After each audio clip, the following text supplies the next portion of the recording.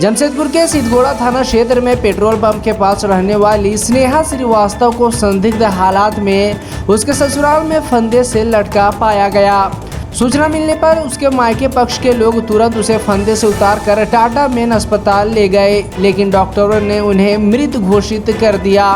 स्नेहा के मायके पक्ष का आरोप है कि ससुराल के लोगों ने उसकी हत्या कर शव को फंदे से लटकाकर आत्महत्या का रूप देने का प्रयास किया। मामले की सूचना पुलिस को दी गई और पुलिस पूरे मामले की छानबीन में जुट गई है। इसी बीच सिद्धगोड़ा थाना में दहेज प्रताड़ना का मामला भी दर्ज किया गया है। मेरी छोटी बहन स्नेहा श्रीवास्तव को उसके ससुराल वाले, उसके हस्बैंड निखिल श्रीवास्तव, उसकी ननद सोनी, उसके सोनी के हस्बैंड सोनू और जो गोविंदपुर निवासी हैं और उनके ससुर गुप्तेश्वर प्रसाद, इन्होंने सब मिलकर पिछले 8 साल पहले मेरी बहन की शादी हुई थी। तब से हम लोग आज तक प्रताड़ित हो रहे थे दहेज को लेकर। कभी किसी कारणवश, कभी किसी कारणवश परिवार टूटे ना, इस वजह से लेके हम लोग इस चीज को घरेलू से ही बैठ के हम लोग सुलझा रहे थे।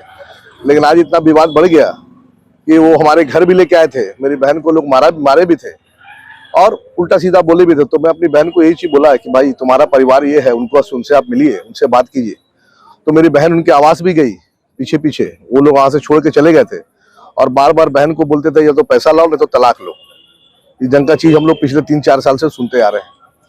अब ये घटना था, बहन जब उनके घर गई, जब बहन का कोई अपडेट नहीं मिला तो हम लोगों ने फोन किया बहन के नंबर पे कंटिन्यू, लेकिन बहन का कोई जवाब नहीं था। तो हम लोग अपना स्तर से तलाश किए। तलाश करने के बाद ये उनका क्वार्टर यहाँ पर खाली था, 2 दिन पहले खाली हुआ था। तो हम लोग को लगा एक बार यहाँ भी देखना चाहिए। तो देखे तो क्वार्टर बंद था।